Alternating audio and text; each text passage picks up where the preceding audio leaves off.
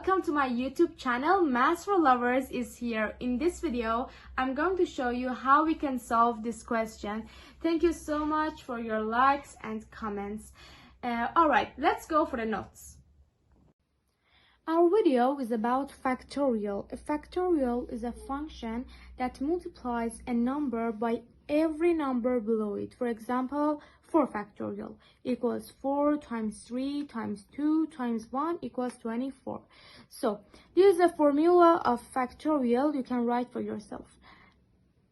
Alright, let's read the question. N plus 2 factorial plus n plus 1 factorial over n plus 3 factorial equals 1 over 7. What is the value of n? So instead of n plus 2 factorial, we can write n plus 2 times n plus 1 factorial plus n plus 1 factorial over, and instead of n plus 3 factorial, we can write n plus 3 times n plus 2 times n plus 1 factorial equals 1 over 7. So in numerator, we can factorize by n plus 1 factorial, n plus 1 factorial, n plus 2 plus 1 over, and we write the same like above, n plus 3 times n plus 2 times n plus 1 factorial.